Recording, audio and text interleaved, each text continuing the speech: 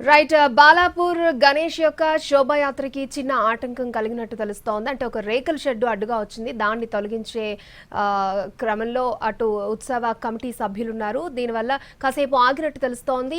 Right, పూర్తి details అందించడానికి బాలాపూర్ నుంచి మా ప్రతినిధి శర్మ లైవ్ లో సిద్ధంగా ఉన్నారు. శర్మ, గణేశుని ఊరేగింపు అన్నది కొంత ఆలస్యమైంది. కానీ 8:30 గంటలకు ప్రారంభమైనటువంటి ఊరేగింపు ఒక 10 నిమిషాల్లోనే ఆగిపోయింది.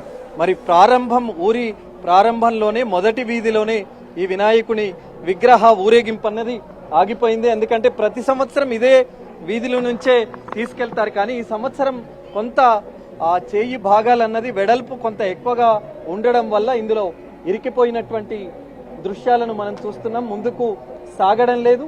వేలు భాగం ఏదైతే ఉందో గణేశుని వేలు భాగం కూడా కొంత ఇంటికి మధ్యలో తగలడంతో అది కూడా కొంత భాగం విరిగిపోయినటువంటి దృశ్యాన్ని మనం చూస్తూ ఉన్నాం.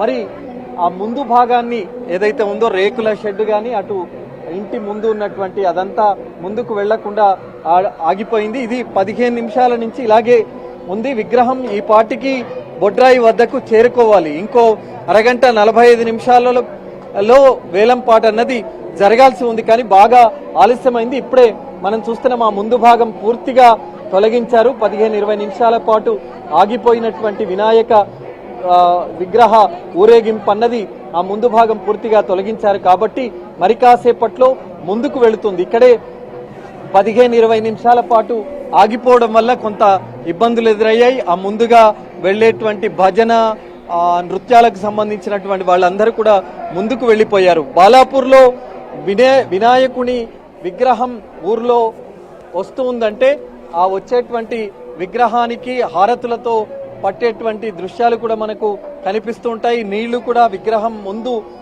సాకలాగా పోస్తూ ఉంటారు. కొబ్బరికాయలు కొడుతూ మంగళహారతులతో ఆ వినాయకుణ్ణి స్వాగతం పలుకుతూ ఊరంతా స్వాగతం పలుకుతూ చివరి రోజు తమ ఇంటికి వచ్చినటువంటి ఆ గణేశుని విగ్రహం ముందు వాళ్ళంతా కూడా పూజలు చేస్తూ ఉండేటువంటి మనకు దృశ్యాలు కనిపిస్తున్నాయి. ఇంకా కొంత సమయం పడుతుంది. ఎందుకంటే ముందుకు వినాయకుని విగ్రహం ముందుకు సాగడానికి కొంత ఇబ్బందులు అయితే కనిపిస్తున్నాయి. మరి చూడాలి, ఒక 10-15 నిమిషాల్లో అది క్లియర్ అవుతుంది. విగ్రహానికి సంబంధించినటువంటి ఊరేగింపు ప్రక్రియ అన్నది మరికొద్ది సేపట్లో ప్రారంభమవుతుంది. మొత్తానికి లడ్డు వేలం అన్నది కొంత ఆలస్యం అవుతుంది. కాబట్టి మరి ఇంకా 1.5-2 గంటల సమయం వేలం ప్రక్రియకు పట్టేటువంటి అవకాశం మనకు కనిపిస్తుంది.